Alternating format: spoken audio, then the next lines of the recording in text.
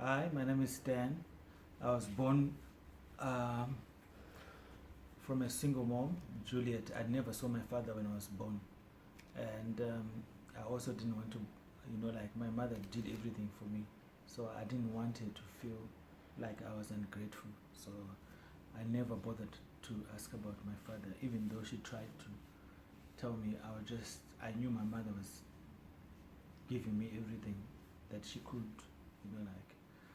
growing up. My mother was a domestic worker, so we had to supplement by selling things. And I remember my mother used to sell tomatoes, vegetables, eggs, and me coming from school, I used to go and sell for my mom, like in the center lines, like in Zimbabwe. There's houses the other side, the houses the other side, and in the center there's not a road, but just like a passage. So in that passage, I used to go through there selling vegetables, because in the evening people sit towards the center line. That's where the kitchens were, and that's where the toilets were. So people are always there. So if you would go into the main road, no one will hear you, because more people will be right near the kitchen.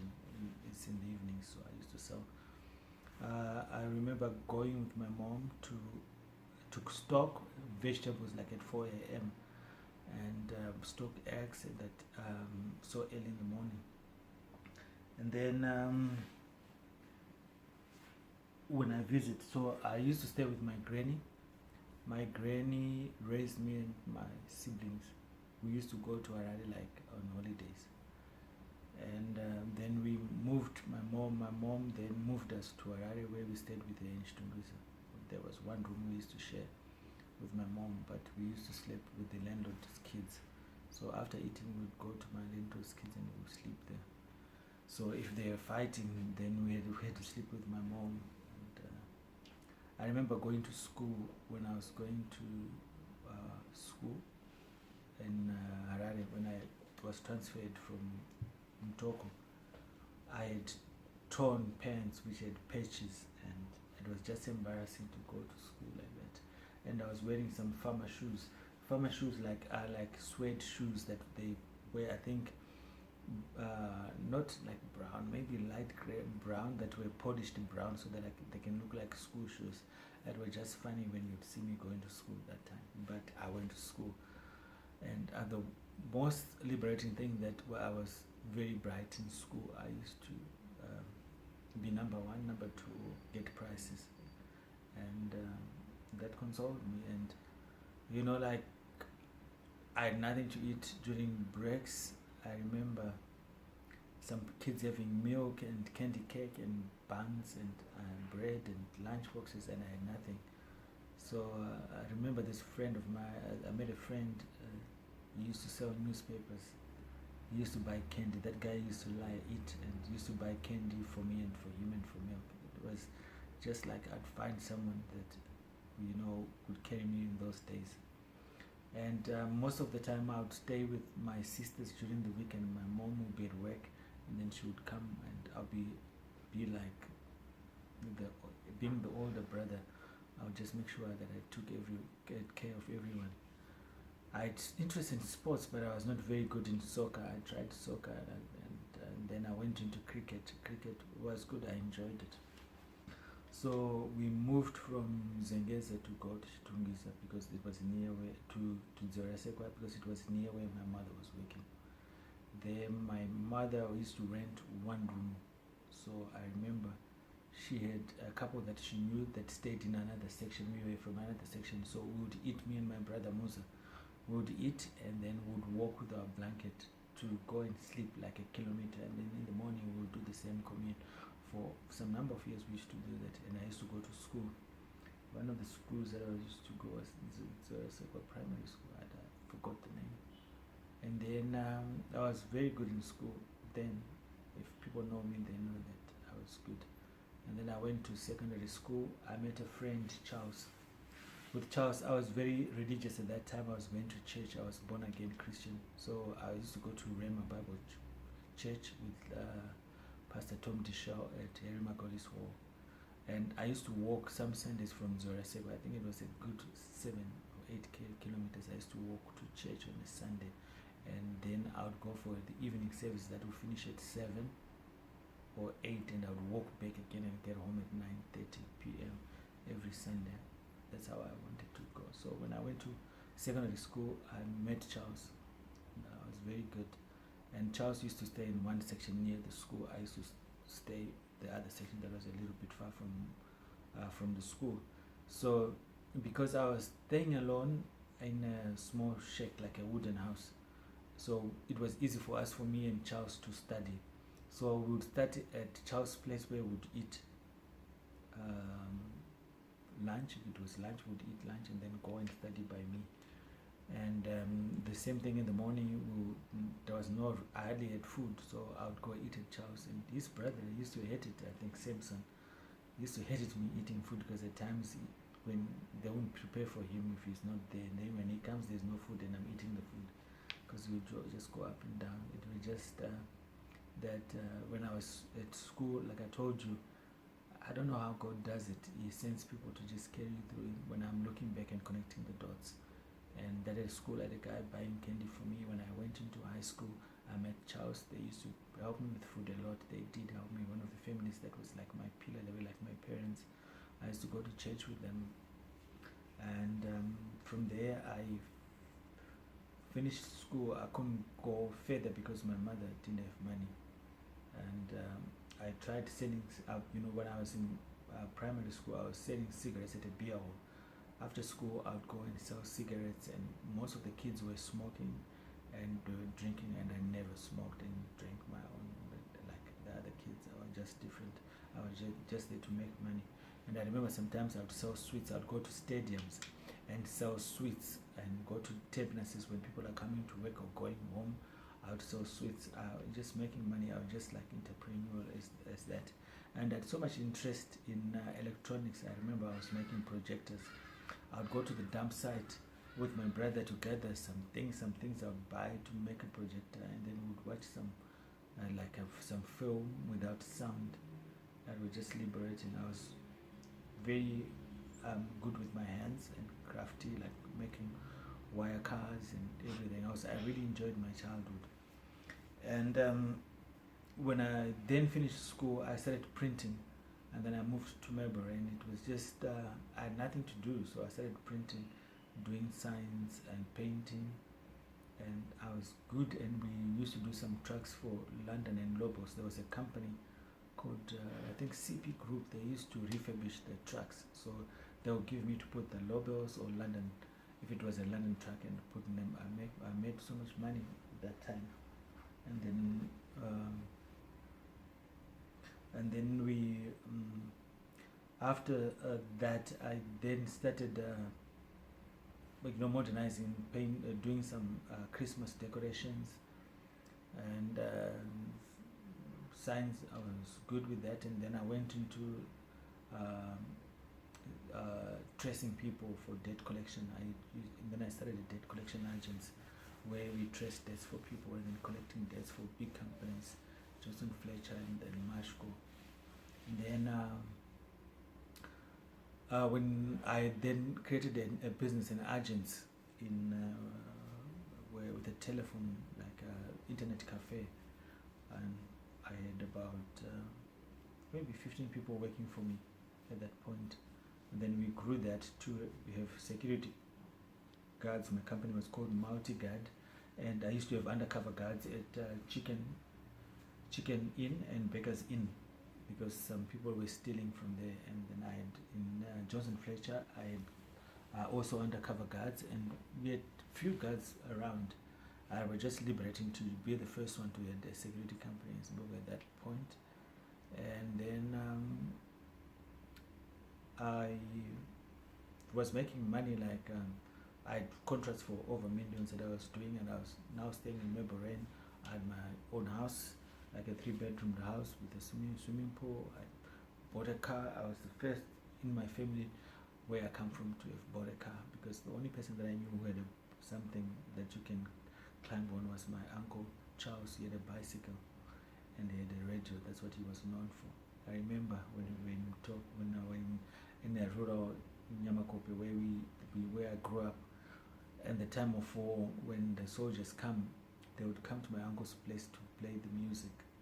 And I remember at one point they came and they played music, they got food, and they were camping there. And then we went to a meeting. They called everyone to come to a meeting. We were like boys. We used to go and look for blankets for the comrades to use in that event. So one night there was some singing that happened. We were like singing. People were just happy. We just be, like the chanting, the politicians. And then they said we must move to another place. We moved that night to another place to continue with that chanting. And then one guy says, if you see a sellout, what do you do? People said, I will hit him, we'll hit him. And then while we were sitting, one guy came, his hands were tied. They started hitting the guy. And they hit him and they hit him. And then one guy took a log and they killed him in front of us. And then I think 2 days later, I found where his grave was. It was just shocking even for now. I can't get over that, like getting someone killed in like some few meters away from you and dying. And then when I was with my security company in Harare, I had so many contracts because people didn't know how, there was no tracing agents, it was only me, the other ones were lawyers and they used to take time. So I got so much lucrative contracts. But when fuel shortages started, I then decided to come to South Africa. By then, I had a cousin, Robert, who was in Cape Town, so he used to phone me for long. He would tell me how nice South Africa is, and I was just sold out to the idea of coming to South Africa. So I sold everything of mine to come to South Africa.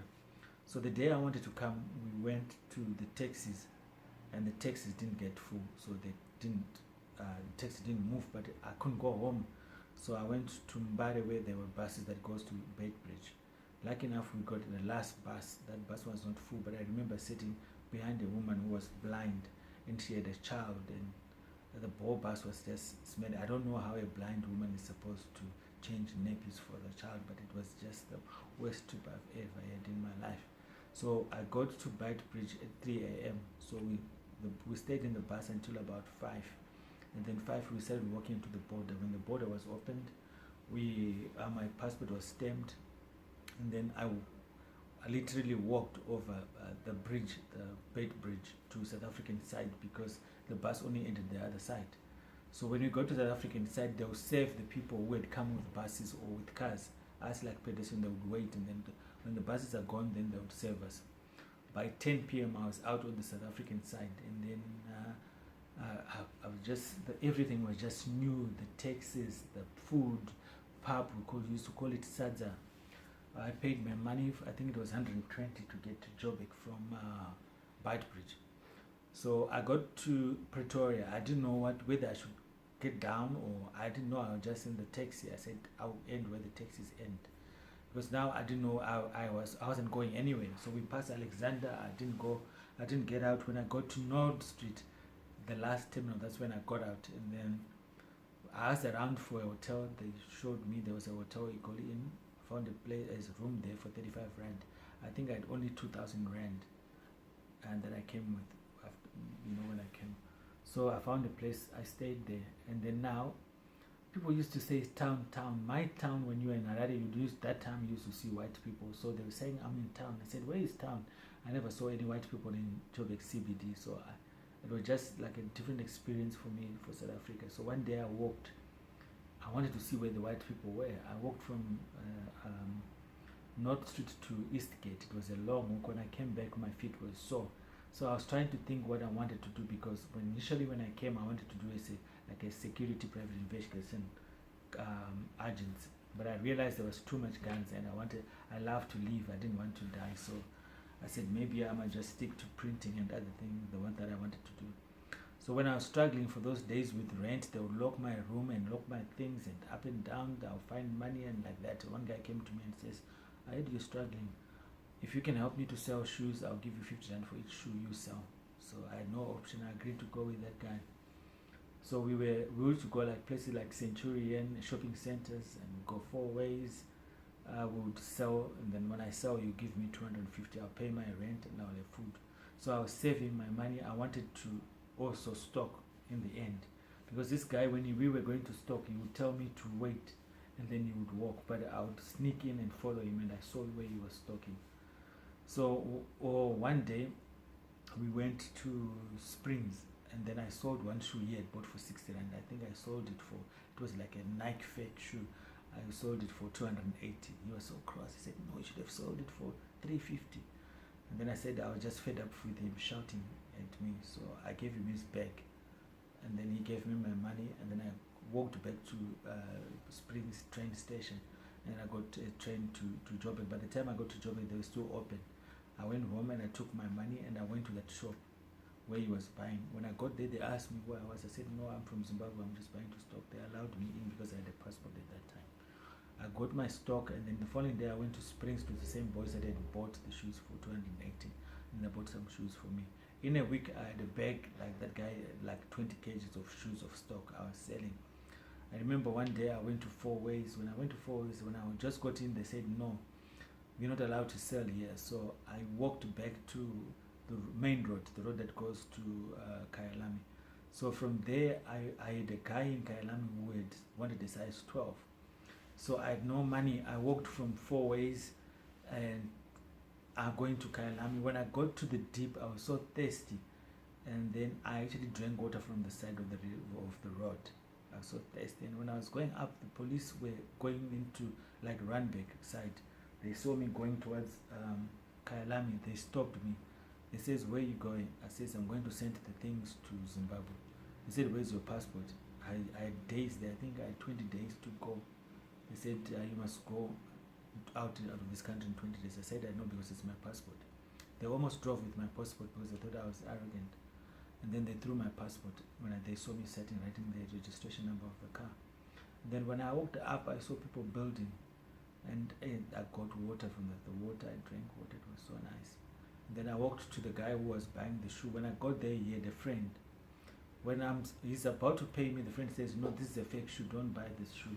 Because I was selling the Caterpillar shoes. I was selling them for 380. He ended up giving me 250 for the shoe because I had to sell. I had to make sure I had to sell because I needed money to go back home and there was no food and I had to pay my rent every day, 35 rand. So I went back to Joburg, and then the next day I went to Springs. When I got to Springs that day, I think it was a holiday.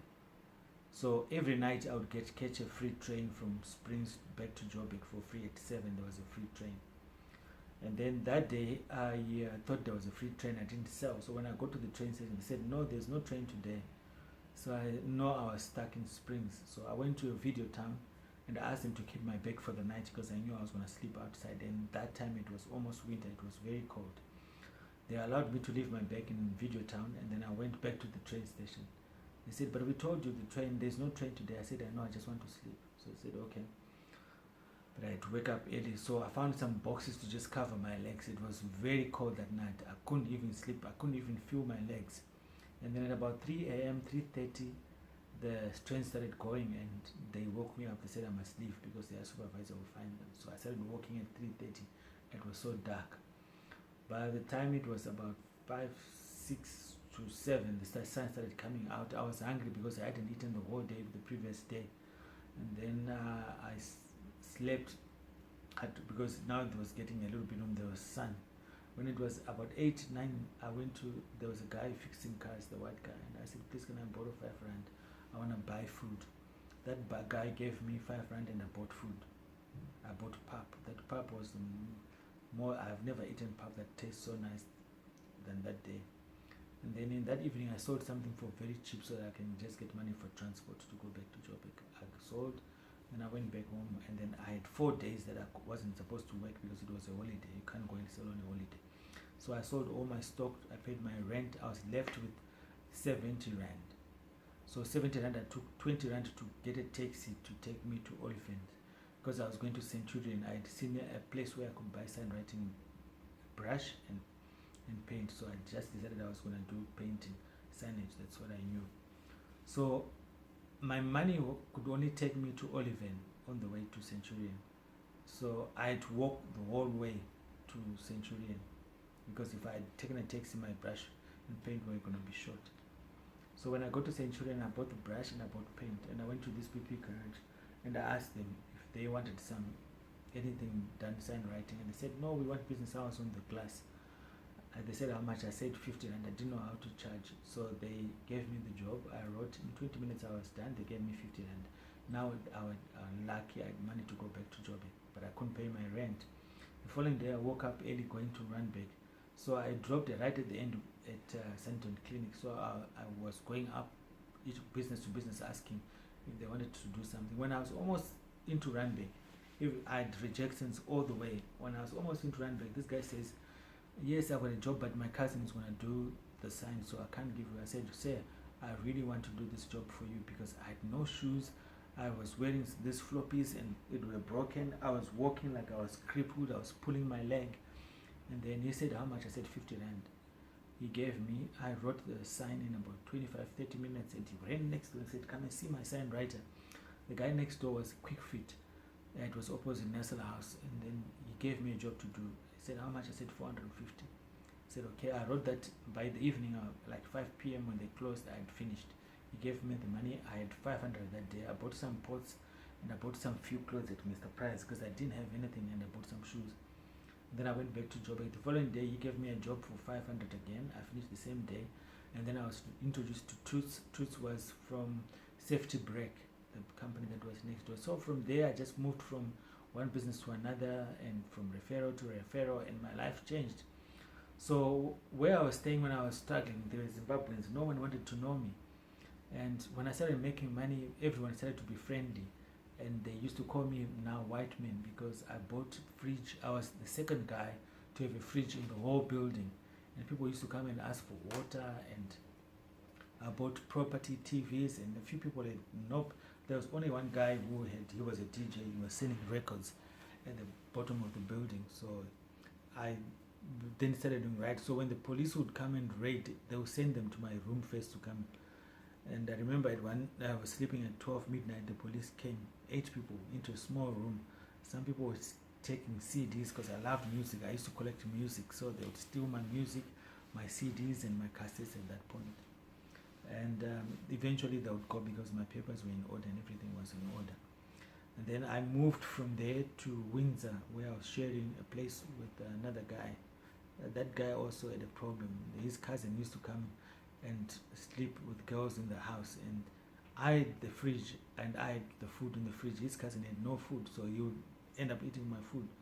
And then I made money, and that guy moved out, and I ended up having the flat to myself. And then I was learning more about science and painting and doing modern vinyl cutouts that I didn't know, because in Zimbabwe I just knew painting. So I started learning vinyls because the people were asking for vinyls. They knew vinyls. So I remember waiting for a guy called Nick. I met him. I was at Randburg Science. He used to come and help me after work at 5. So the whole day we'll be waiting for Nick to come, and then we'll work until midnight, and then we'll go home, and then until I knew everything. It took me time. And also I had a problem with designers, because when you do a sign, you need to have a design, and I had no designing background. So I bought a computer and I started teaching myself CorelDRAW, because most designers were impatient with what I wanted to do, because I always wanted to give the customer the best thing. So these designers, they just wanted to brush me. So learning CorelDRAW was very liberating for me. And that year I learned to design, and I did a calendar, I remember. And I started a flyer where I used to have people putting their adverts, and we used to give the pamphlets away. People used to pay me for putting the adverts there. And then as time went on, I moved to Windsor, where I was renting. Windsor West. I was in Windsor East, and I rented there. And then I bought I think I had an Alpha Sat. It was a grey one. I think it was for 3,000. And then I bought a Ford Sierra, a 3-liter at that point, for cash. And then I then went to Hyundai at Cresta. Then I bought a Hyundai Accent. It was a white one. It was now getting up. Then as the years went by, I think it was not much years. It was in 2002.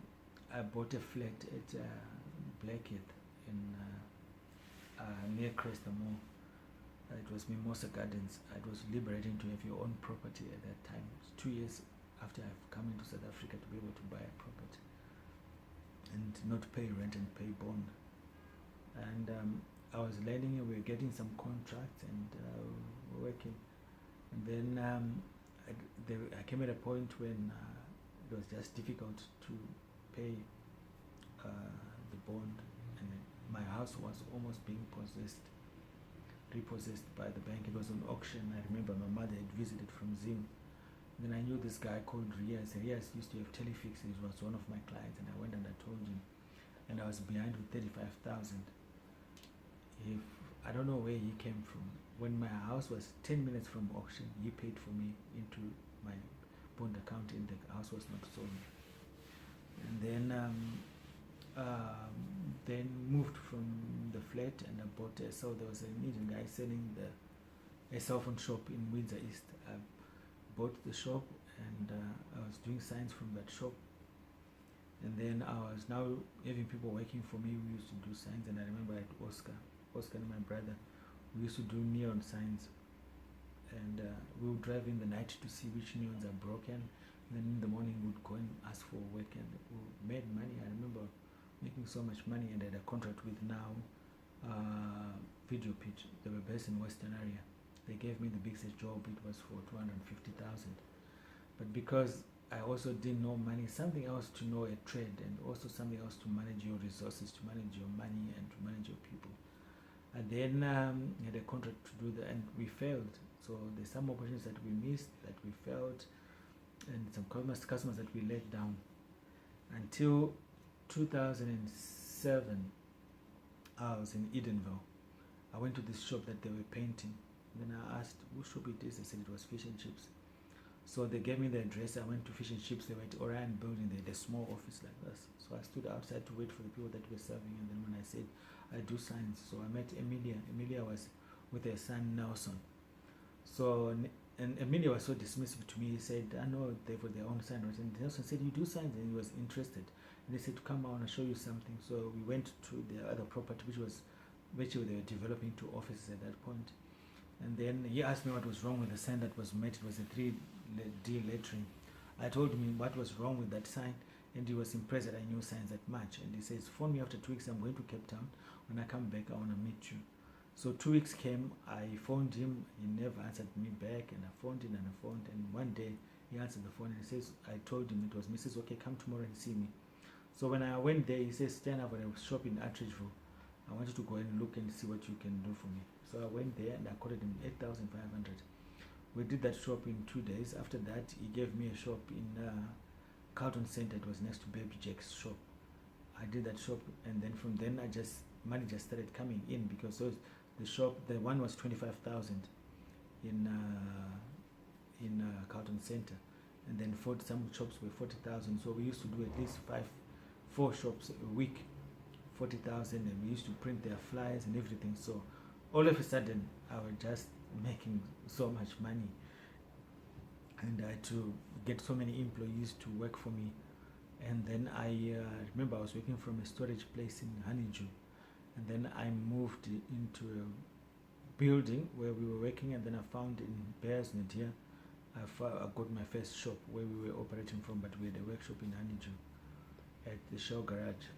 And I started making money from then. From 2008, 2009, I was doing fish and chips shops. We did countrywide. I used to go take pictures, measure the shops. My guys used to go there. I had over 10 teams and backies that used to go around. Like in Limpopo, one would be in Cape Town, and I was just now running around, but I never changed my lifestyle or looked for new friends.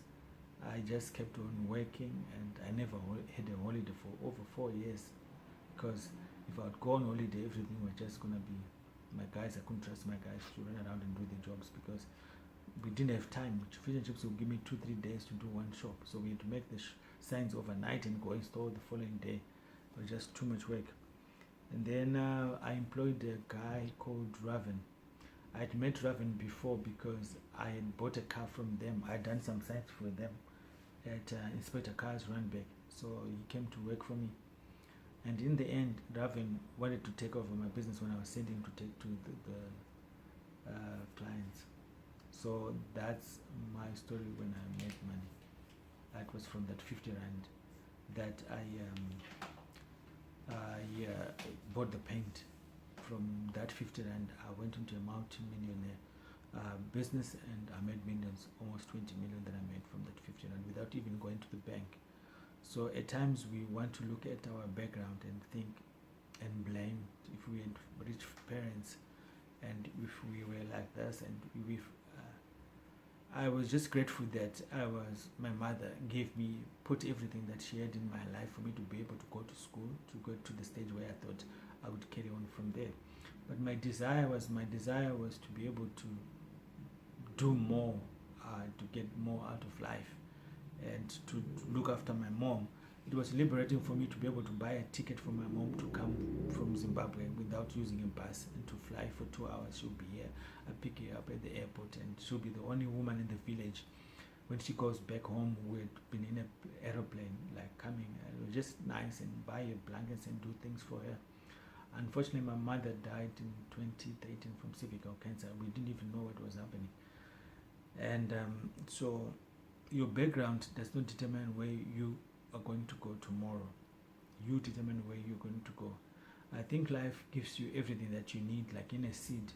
Everything that you need for a successful life comes within like a seed. So everything that you need to succeed is within you. I've known people that come from rich families that failed. I've known people that come from poor families that failed. And I've also known people like me that come from poor families that have done it in life.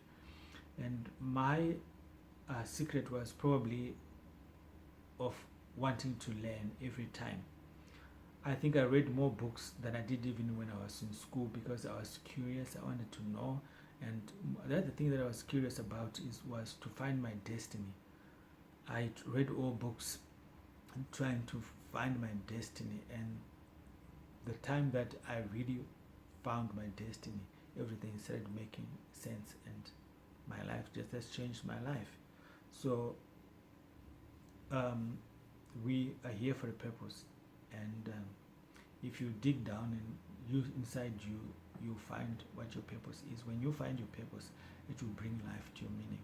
So I think the blame must stop, and I think we must have lots of gratitude for us to be able to succeed, and we must be hungry, and we must be willing to learn, because I always learned some new skills if I didn't know. Like, I came from Zimbabwe, I didn't know how to weld, I didn't know how to connect lights. I learned everything. I didn't know how to design, but every year I was learning something new. I was bringing value to the customers. That made me continue to get money. And the other thing that I was good at was selling. I would go to a place, and maybe the whole day I would face all rejections, but I'll go back home, and then the following day I'll wake up as if I had no rejections the day before. So I think that's the idea of life, to be able to persevere, to be able to be relentless.